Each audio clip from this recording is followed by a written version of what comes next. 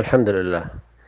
هذا العيد من شعائر الإسلام العظيمة وسنن الدين القويمة. نحن في يوم تبسمت لنا فيه الدنيا، أرضها وسماؤها، شمسها وضياؤها. صمنا لله شهرا وقمنا لله شهرا. ثم اليوم نكبر الله ربنا على ما هدانا إليه من دين قويم وصراط مستقيم وصيام وقيام وشريعة ونظام.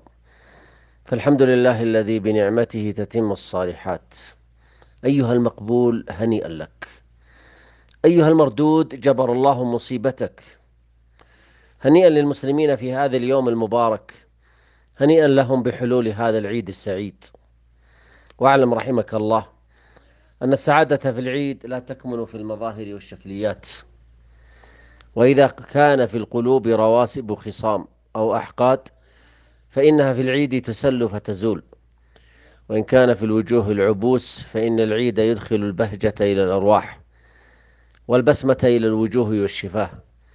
كأنما العيد فرصة لكل مسلم ليتطهر من درن الأخطاء، فلا يبقى في قلبه إلا بياض الألفة ونور الإيمان، لتشرق الدنيا من حوله في اقتراب من إخوانه ومحبيه وقاربه وجيرانه.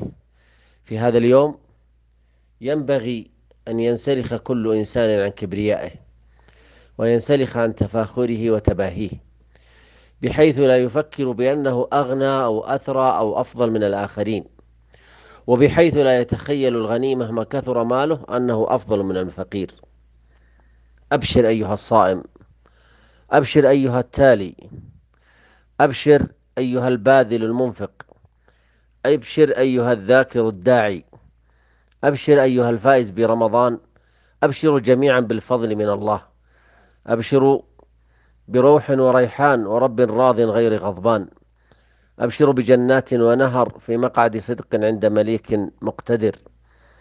لقد وعدكم الكريم وقوله حق ووعده حق، وعدكم بالمغفرة والرضوان والعتق من النيران. فما أعظم حظ الفائزين اليوم.